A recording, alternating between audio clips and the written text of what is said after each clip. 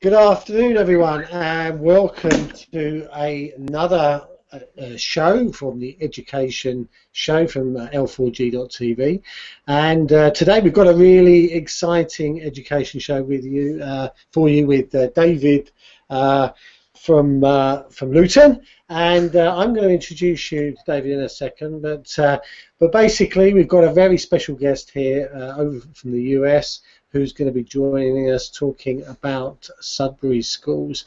But David, come and say hello, and please take the show. This will probably be the last time I'll be on this show in this capacity. We did a little bit of training the other day, and hopefully you'll be taking up the reins and the cudgels and taking it from here on in. So come and say hello. Hello everybody and welcome to the Education Channel. I am delighted to have Bruce Smith with me today, who is a Sudbury schooling advocate and a staff member at Clearview Sudbury School, which is in Austin, Texas.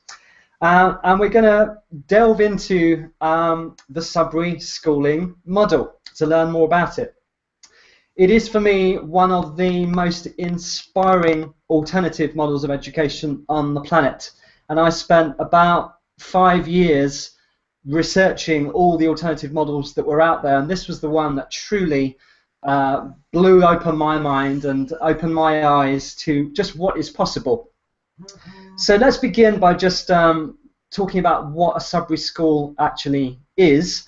In a nutshell, I describe it as, and Bruce can fill in any details here that he feels I might miss, but for me it's a natural learning environment mixed where children of all ages, typically from 4 or 5 through to 19, mix freely. They are pursuing their own interests, their own passions, within the framework of a fully participatory democracy. So key things to note: there's no prescribed curriculum, there's no standardized instruction, the students don't take exams, there's no external evaluation as such. Now this model originated in 1968 with Sudbury Valley School. That's where the name Sudbury comes from.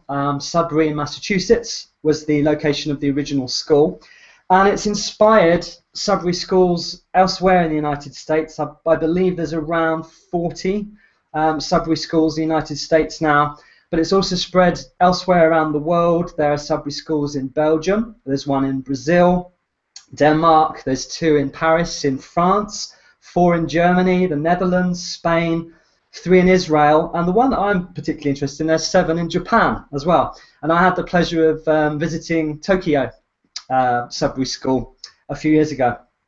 So it's got a great track record, but it's been largely ignored by the academic community. At this point, I will pass over to Bruce. Welcome to the show, Bruce. Can I begin by asking you to share with our viewers a little bit about your background and your journey? Because I understand you used to be a high school teacher before you shifted into the Sudbury model. So tell us a bit about yourself and your background and your journey, please.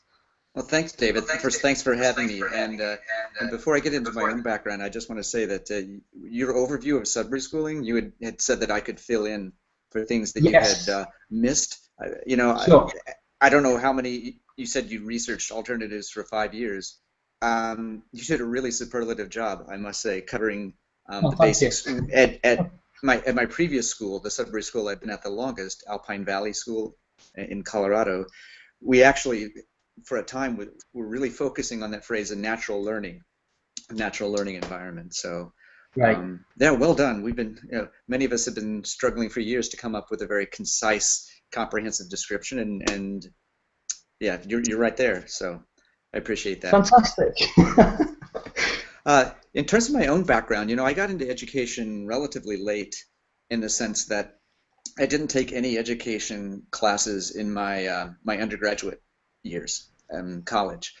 Only when I was graduating with my bachelor's degree did I realize that I had to pick some kind of field, and I realized that I had done some work with summer camp kids and tutoring elementary school kids during the school year. So I thought, well, teaching, maybe I seem to have an aptitude and I seem to enjoy it. So I got into that, went into a master's program in curriculum and instruction and student taught, and got my first teaching job. And I thought I was set, like this is my thing. I enjoy it. I'm good at it. I've got the top choice. I got into my #1 choice of schools, so I thought this is fantastic. So I was certified to teach what we call social studies here, which is basically social sciences, history and such. Yeah. And I was also certified in English, but I mostly taught history, so high school history teacher. And the thing was that I knew almost immediately, once my first full-time year began, that something wasn't right. That a lot of the stresses I was experiencing weren't limited to the sort that you might expect being a first-year teacher. That many of these things weren't going to get better over time. And it was a real shock to me, because I thought, as I'd said, this is exactly what I want to do, is work with kids, and I like playing school, because growing up I had exactly the sorts of skills and attitudes that the conventional schooling prizes. I was good at the right things, so to speak, and I was willing to let the adults tell me what to do in exchange for heaps of praise and good grades and that kind of thing. So I didn't know what was wrong, but I knew something really was, and eventually it just got worse and worse for me, that I had increasing difficulty bribing, manipulating, coercing, cajoling children and young people into doing things of what came to me to seem increasingly questionable relevance. Like, why am I forcing them to learn these isolated facts that they don't want to learn? And then why am I, my experience was that conventional education really pits people against each other. It gets in the way of connecting as people and doing what's most important. So I got out of regular high school teaching, not because I saw this great, wonderful alternative, but just because the stress was driving me into the ground. It wasn't what I thought it would be. It wasn't letting me do what I wanted to do. Any sort of real connection had to be fit in the gaps between all these other supposedly more important things. So I got out with the idea being that I was going to go back for a second master's and a PhD and to teach at the college level.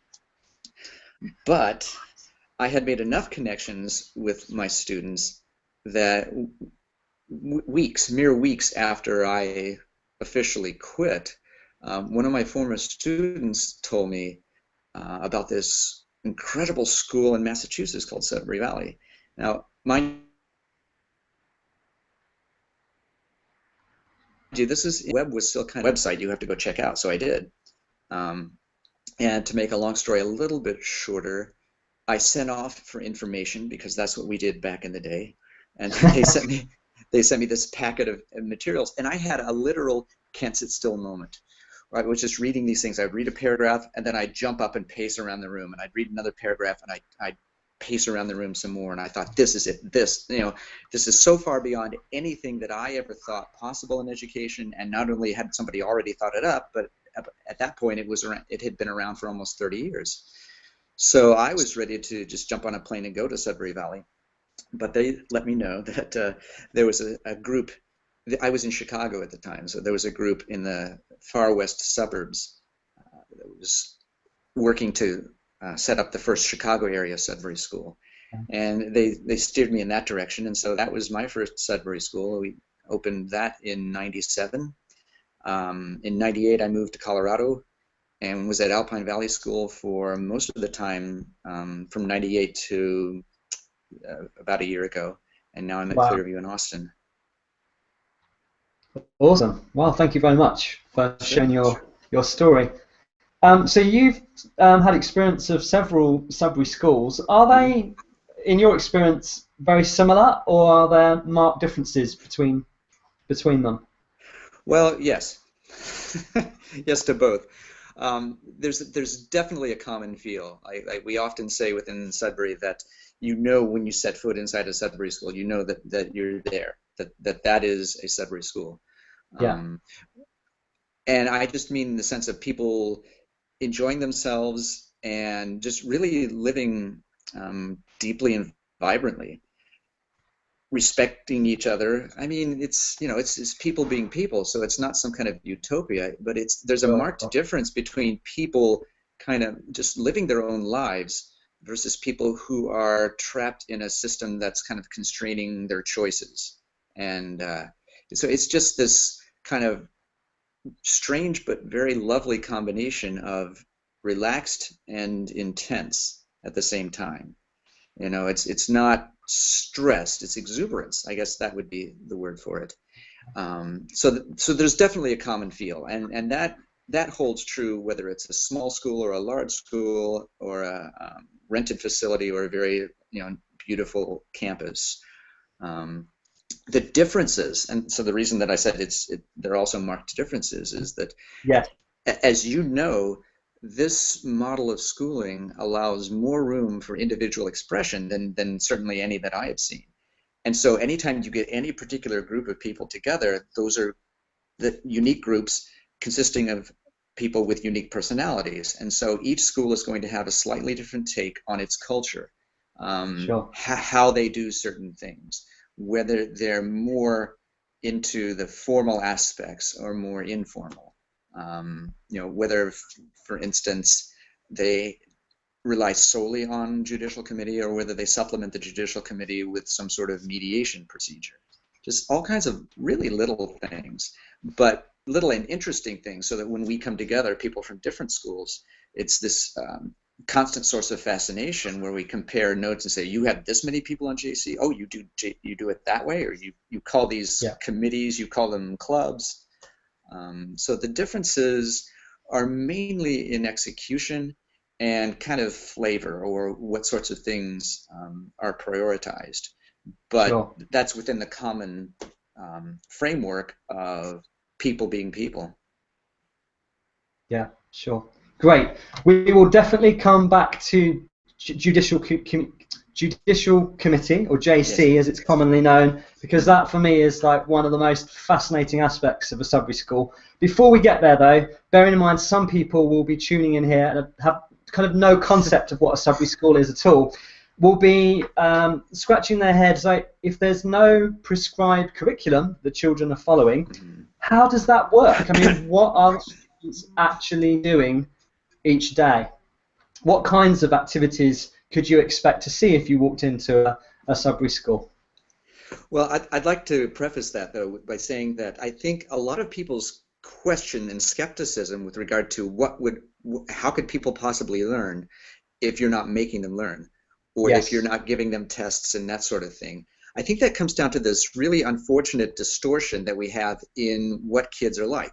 And to me, this gets back to the phrase you were using, a natural learning environment.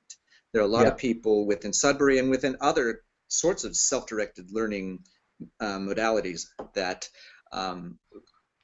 really stress this fact. Peter Gray's work, for instance, is a really good resource on this. Like how I sometimes describe what I do, or my place in the world, as being something of an anthropologist of childhood. And I know that may sound kind of silly, but the idea is that I have the privilege of being in a place where I can see what kids are like when they're allowed to be who they are. So I'm like the researcher among the the indigenous culture that says, okay, here's how they exist in their natural habitat, or in their original context. And when you allow kids to be kids, then the amazing thing is that learning is just something they naturally do. It really is. We all know that children are born intensely curious, and the thing, think of even such a silly phrase as child-proofing. Like, you have to child-proof your house when you're parents. Why? Because the kids are getting into everything. Why are they getting into everything? Because they're driven by their very nature to explore, to master their environment. And so we have in most schools this really sad and tragic situation where you put people in this really oppressive, I have to say, environment, really distorting who they are by nature. Then you observe how they react to being constrained, and you use their reaction to being constrained to justify constraining them further. Like, well, the kids are lazy, kids are rebellious. Well, maybe they're only lazy and rebellious because you're taking them away from how they naturally learn.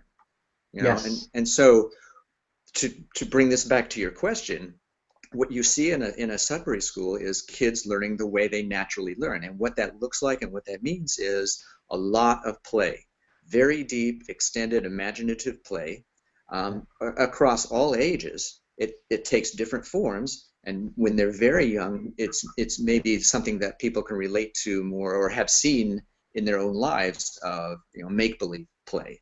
I'll be this animal, you be that animal, and here we're going to, and they kind of provide their own narration as they go along. And when they get older, it's more structured or more games that other people have created that they're taking up, whether it's computer games or board games or some media-based game, but it's play. So it's play and conversation. Those are the staples of a Sudbury School day, of a natural learning environment. And I think more conversation as they get older, but it's all sort of playful, even the conversation. And I think another thing that makes, say, a fly on the wall or somebody who walks into a Sudbury school without any prior knowledge or context, what I think part of what really disorients them is that it doesn't look like learning. It looks like nothing. No. It looks like they're doing nothing, or perpetual recess. When does recess end? Yeah. is another phrase that comes up from time to time, because but the thing is, their brains are very active, and the activity is very social as well. So they are learning who they are, they're learning who other people are, all the interests and experiences and values of these different people that come from these different homes, and they're basically exploring their world in the same way they were when they were infants and toddlers. It's just that their world is progressively getting larger and more complex. Sure. Great stuff, great stuff. So really what Sudbury has done is, well, returned learning to its true definition. Is something that is natural and effortless and spontaneous, and is actually happening anywhere at any time with anyone. It isn't something that has to be formally taught. It isn't a sequence, this, then this, then this, then this. We're naturally, organically learning in every single moment. And you can learn, indeed you do learn, just as much, probably more, through informal conversation as you do from sitting behind a desk studying a book. Absolutely. And there's one word in what you just said I wanted to pick on, which was effortless, which I think is true. It's absolutely valid. However, the effort that people put into learning the things that they enjoy can be immense. And so one of the things we see in Sudbury is that the line between work and play becomes very, very blurred, because people will put tons of effort into learning the things that they're passionate about or that engage them for one reason or another. And not just their passions. I mean, their passions could include overcoming weaknesses that they've defined in themselves. Like a lot of people find particular fulfillment in getting better at something, not because they want to use it, but because they just want to beat it. They don't want something to hold them back. I think it is effortless. This natural learning is effortless in the sense that, remember how I was describing my high school teaching career, that there was incredible effort in that sense to try to wrench people's attention to the thing that the adults believed was important. So it's not wasted effort, it's more productive and directed and self-chosen effort. So not to split hairs, but I think there's an important distinction, that it's not simply we sit around and lounge about and the learning just pours into us, that people pour themselves into it, and with just really amazing, heartwarming results. Yeah, absolutely. Thank you for clarifying that. Let's move on to the democracy. A Sudbury School is a democracy, so tell us a bit about how that works. Particularly, there's a school meeting, and we mentioned JC earlier. I think it'd be great to share a little bit of detail about JC and how that works as well. Okay. If you're able to. Well, that's a lot at once, but you know, I'm sure we can find a way. We'll be able to find a way through it. I mean, really, we're kind of modeling the sort of conversation that happens at schools anyway, right? So, sure. The democratic side of Sudbury is one of the things that I think most distinguishes it from any other model, because there are a lot of types of schools that give kids some choice over their time, part of the time, or decisions over certain things, but not all things. At a Sudbury school, everything really, truly is run democratically, and that means that all the rules, the hiring decisions, spending the school's money, there's nothing that isn't under the direct or indirect control of school meeting. Now, what does school meeting mean? That means it's the students and the staff, the hired staff of the school, the day-to-day community of the school, coming together, regular meetings, typically once a week.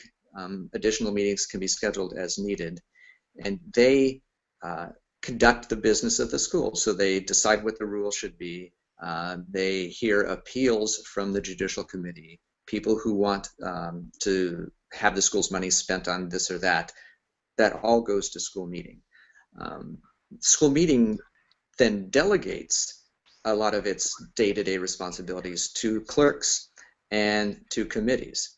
So it's not simply that the entire school gets together to decide every single thing. Some of these, some of the nuts and bolts of some of these things are delegated to officials or to small groups, which are then answerable to the school meeting. So the school meeting is the ultimate authority, but a lot of the business, you know, naturally, just for feasibility, is handed off to smaller groups or to individuals. So, and I think it's important to note, and this maybe is a good transition into JC, or Judicial Committee, that all the rules are written.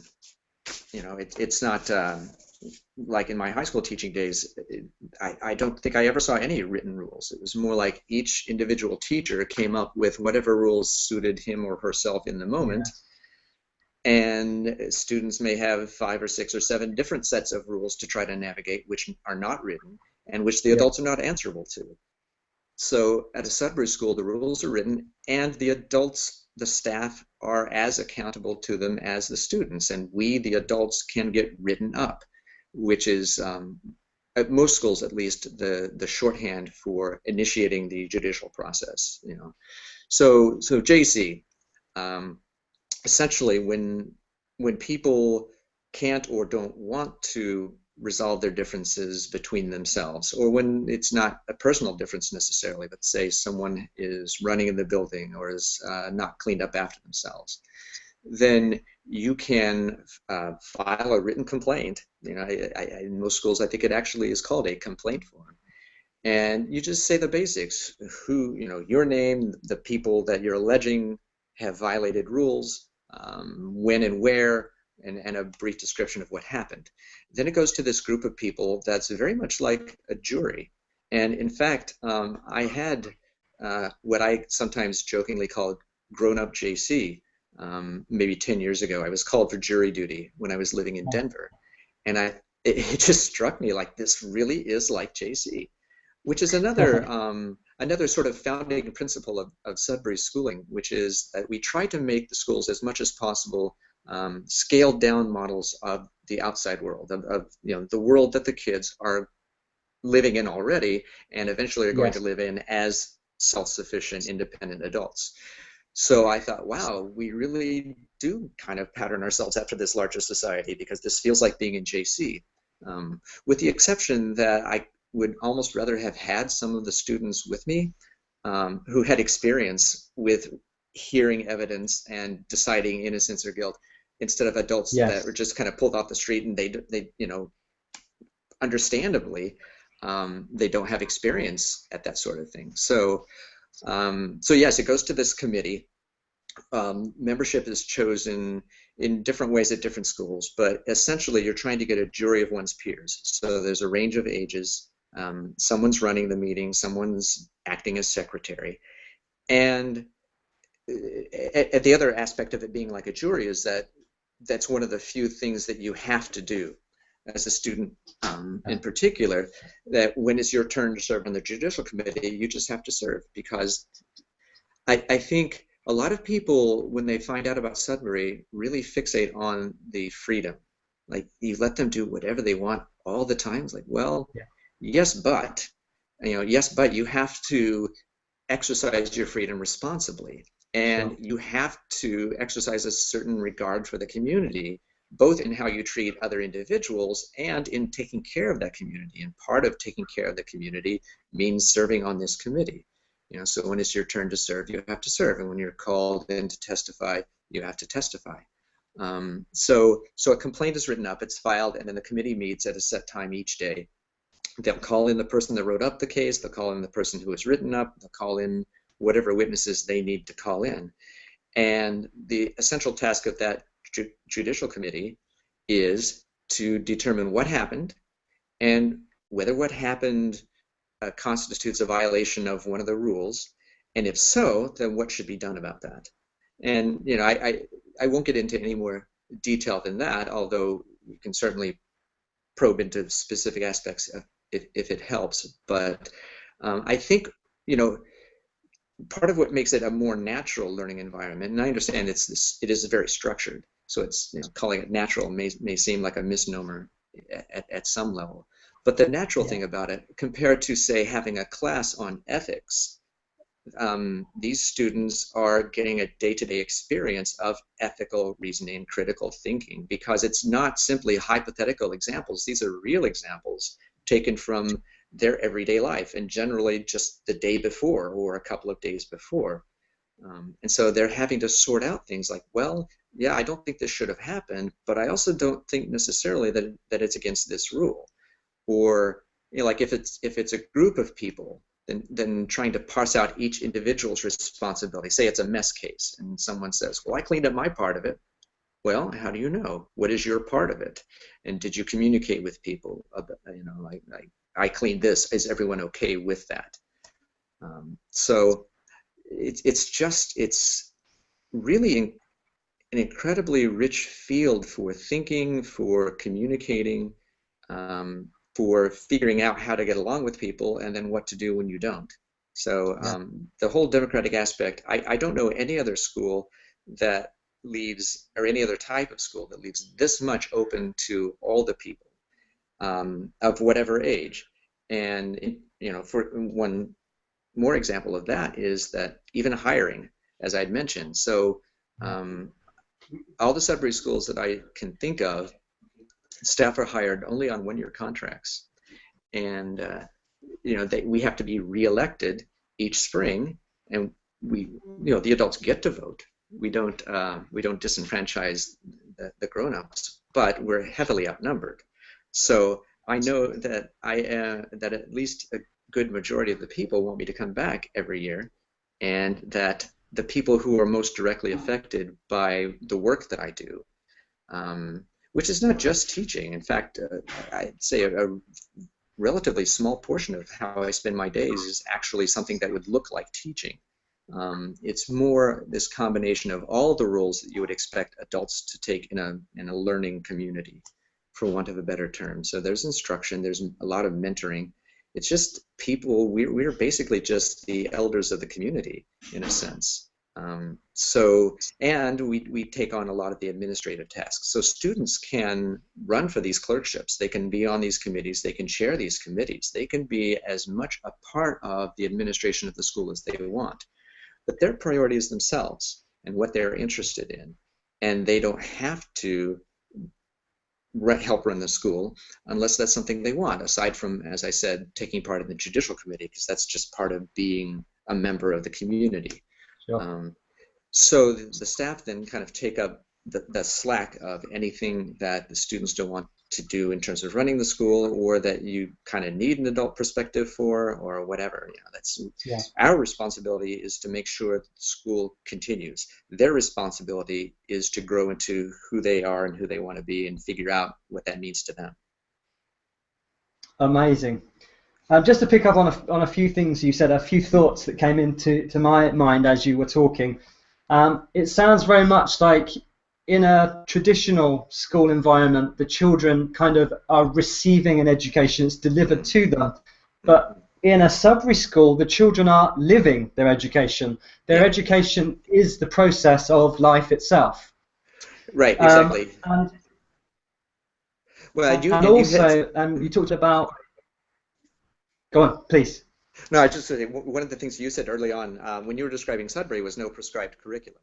And I think that's absolutely correct. And that is another distinguishing feature that I think in almost any kind of school, even alternative schools, there's a more enlightened or progressive or well-meaning or well whatever.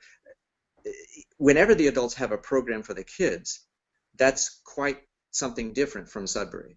Now, our curriculum is, who are you? What do you want to do today? What do you want to make out of it? What do you want to make of your life? The curriculum is you. Wow, I like that. Yeah, the curriculum is you. That's really awesome.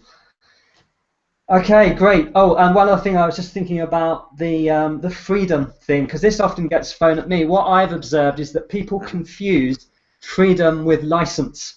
And for me, they're two very different things. To me, what I learned from my experiences, I spent 6 months at Tallgrass, Sudbury School in Illinois, and then the other, what was the other school? Spring Valley Sudbury School in Florida I visited briefly, and Tokyo School. And what I noticed in all of those cases is this idea of freedom actually is about taking 100% responsibility.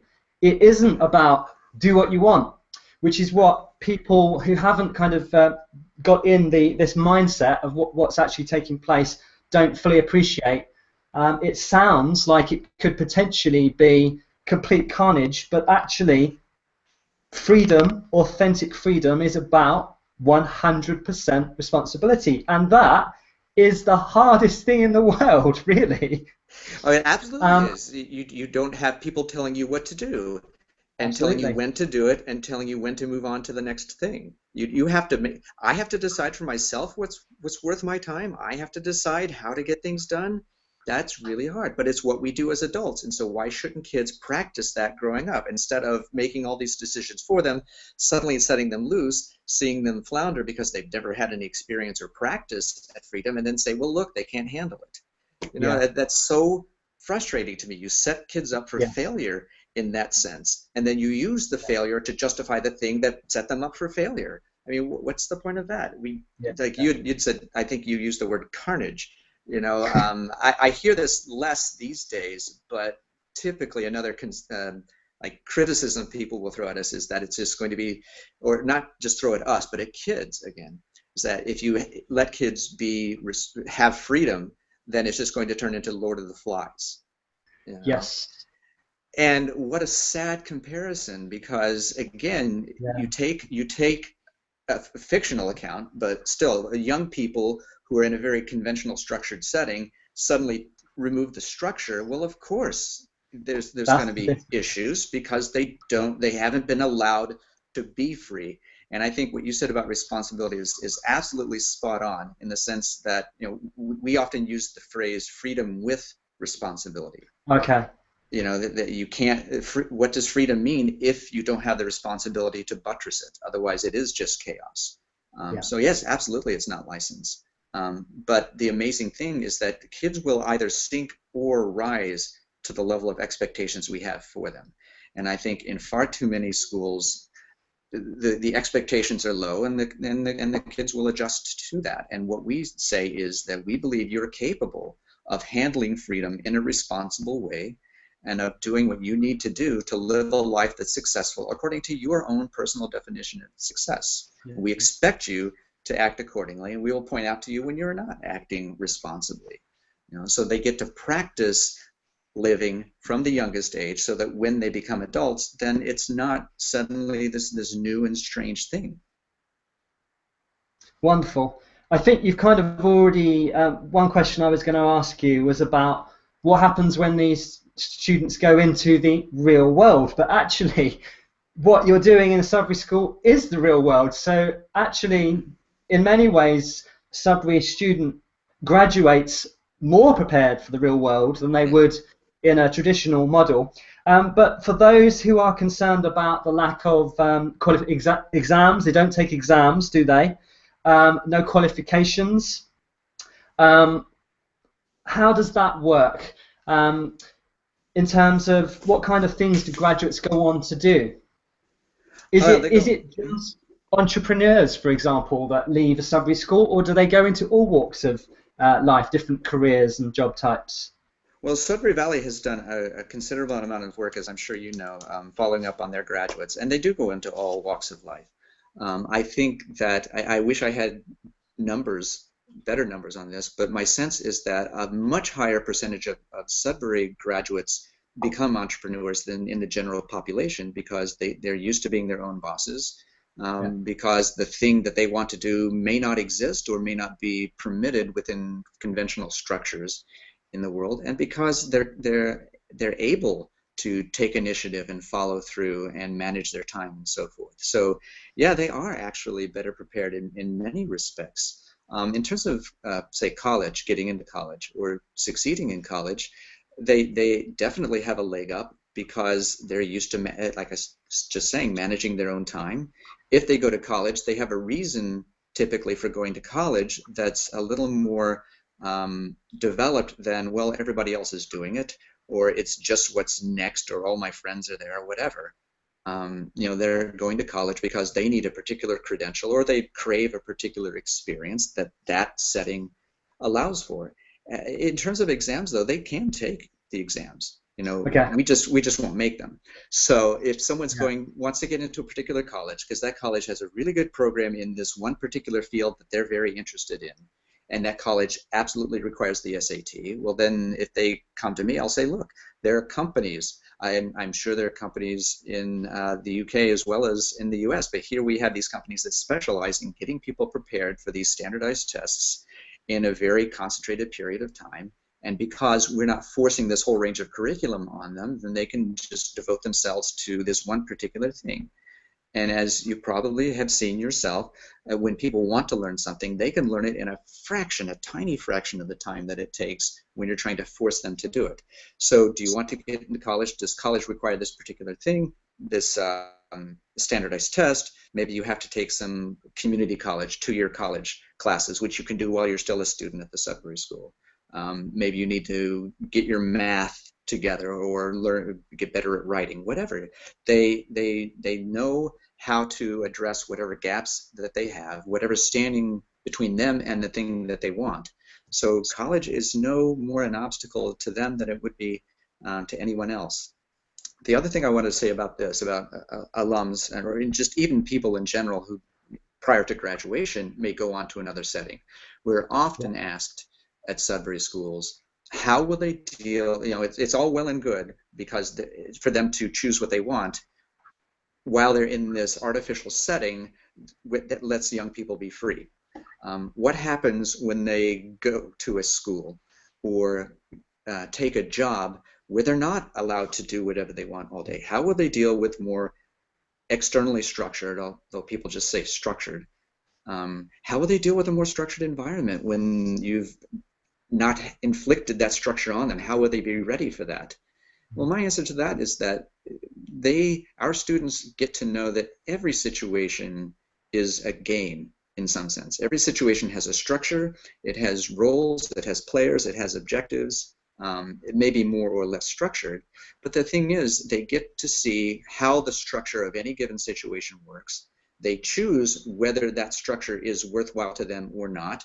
So they'll say, well, there's lots about college that I don't like, but I want this particular thing, so I will deal with having to show up at a particular time for a class, or having to take these tests, or having to do these things I don't want to do, because the things I don't want to do are part of my path to get to what I really do want to do.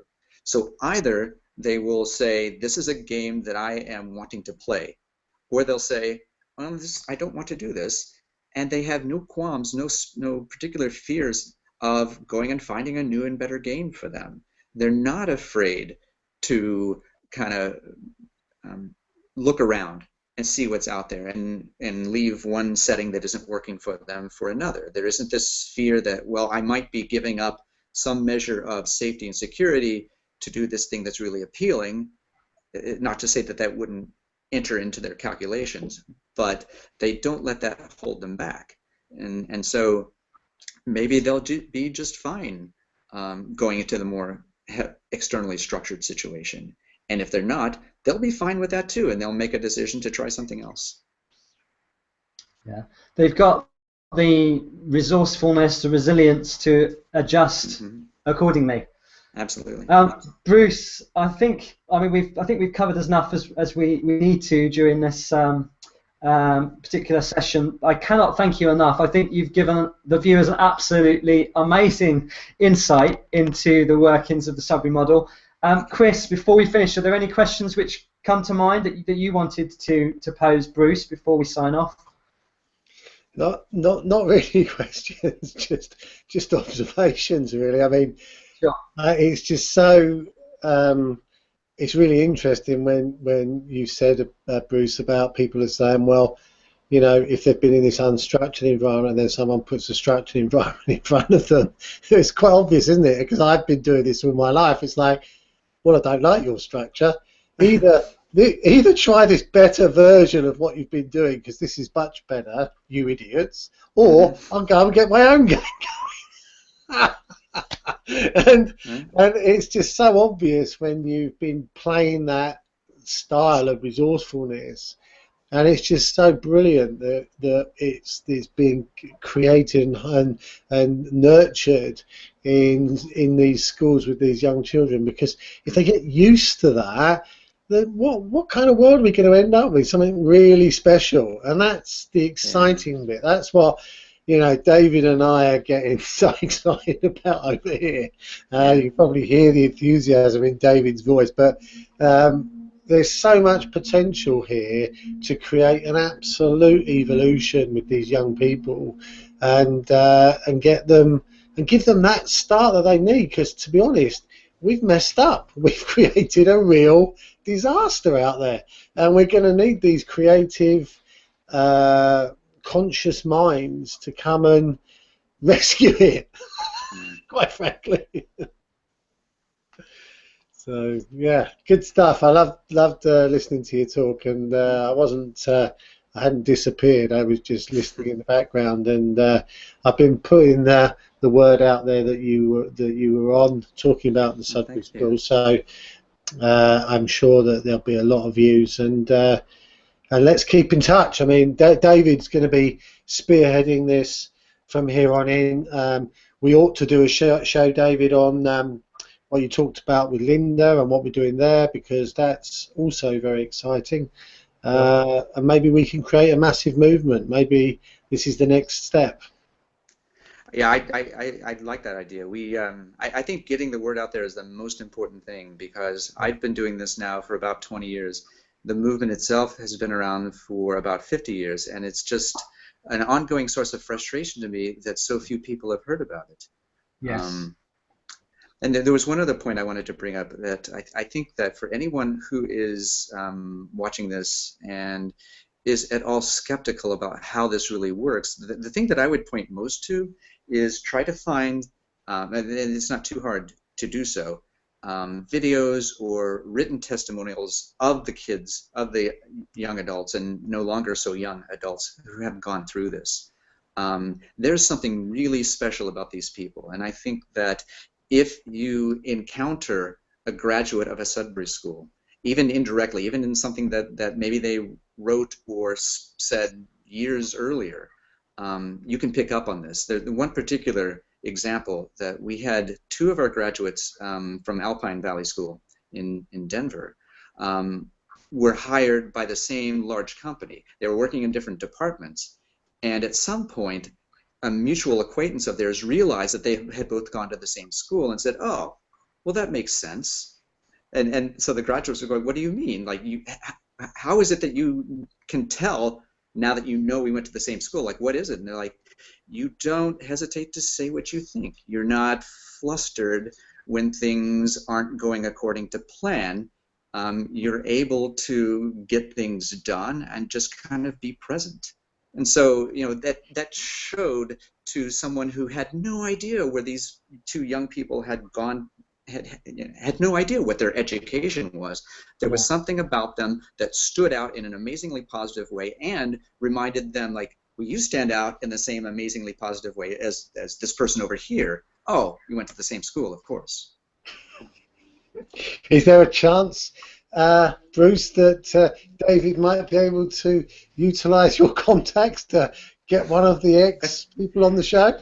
I am in contact. I am still in contact with both of them, and one of them in particular has, after 10 years or so of being a project manager in the corporate world, has gone back to staffing at a Sudbury school. And if you wanted to talk to either of them, I'd be very glad to put you in touch.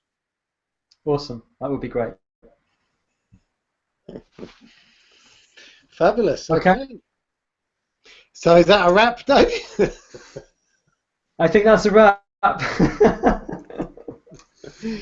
Question: why we don't have a Sudbury school here in the UK is still completely beyond me.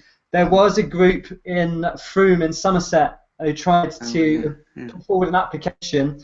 I think they were going to combine it. It was going to be a combined Sudbury and Forest school, but it was turned down by the government. They went through the state funding route, and it was turned down by the government. I've actually got the rejection letter here, and Bruce, you'll find this funny. The reason it was rejected: the staffing plan does not show how it will cover the curriculum across the age range, and there is a lack of curriculum expertise, particularly at Key Stage 4. And the progression pathways and outcomes for all students are not demonstrated clearly, which demonstrates a complete lack of understanding of the whole concept. Well, yeah, but the thing is, that touches on something that comes up all the time, which is that we don't in Sudbury believe that learning can be measured in any meaningful way, and that just completely flummoxes the authorities. It befuddles the general population. What do you mean you can't measure learning? What are grades? What are standardized test scores? Like, well, I would say, is that meaningful? I was asked this once. Like, someone said, "Don't you think there's any usefulness in a standardized test, any validity?" And I said, "Yeah, I think standardized tests are very good at predicting how you will do on standardized tests." That's what they do. Yes. You know. I agree. But people have such incredible difficulty wrapping their brains around the possibility that learning can't be measured, then maybe we're wasting our time trying to do so. Yeah. So I think that comes into play very often. I know that in various places around Europe and in Australia that it is incredibly difficult even to be allowed to have a school at all, even if you are able to find enough people to create it. Like, the legal situation is very inhospitable in a number of countries, and that's an endless source of frustration as well. But you know, that's all the more reason for getting the word out and finding like-minded people, because I think it's not so much, this is something that it took me a long time to learn, but I believe that our efforts are better spent not at trying to talk people into getting it, but to talk to the people who, for whatever circumstances in their own lives, are amenable to it, are open to it, can see and can hear. And there's still some talking to be done, because people will say, well, I sense that this is the right way to go, but I don't understand. Well, then there's someone who's wanting to understand, you know, as opposed to just talking at brick walls and just making everybody frustrated. There's not much point in that, I think. No. As I say to people on many levels, Bruce, is that, you know, in things that we're doing over here, we're not in the persuasion business or the coercion business. We're in the pick up the people who already get it business and join them all together to create a movement of people who see an opportunity to create something better than we have already. And just as you were talking there, two things popped into my mind, which is, in 50 years from now, people will say, what, people used to go out in their cars in the morning and go to work in a central place? How quaint. Right. Right. And then I think they will also say, they used to what? Test people. With what? A written test. How on earth were you going to find out what anybody was capable of doing that? How did that ever make any kind of sense? Yeah. Chris, Chris, you remind me of something that happened years ago at Alpine Valley, where a group of our young students were playing school. Right, they're at a Sudbury school, but they're playing school. Like, I'm going to be the teacher, you're going to be the students. And the kid who was being the teacher told one of the younger kids, now you have to raise your hand and ask for permission to go to the bathroom. Well, the student that was on the receiving end of this had never attended a school besides a Sudbury school. And so this other person said, the way we're going to play school is you have to ask to go to the bathroom. And this kid said, what? That makes no sense. Ask permission to go to the bathroom? What? Who would ever do something like that? So not exactly a natural learning environment, right? No. Good stuff. Good stuff. Okay. Well, yeah. I mean, thank you, David, for taking on the show today, and thank you. You're welcome. Absolute pleasure. For being on as well, Bruce. It's been pretty amazing, and and if we could get a couple of, if you like, people who've been through the process and hear how they found it, that would be amazing too. Yeah. Sure. Yeah, well, thank you guys so much for making this possible and for having me. I really appreciate the opportunity. You're welcome. Good stuff. Thank you, Bruce. Okay, all right. Well, thank you very much. Time to say cheerio now. It's been another absolutely amazing education show.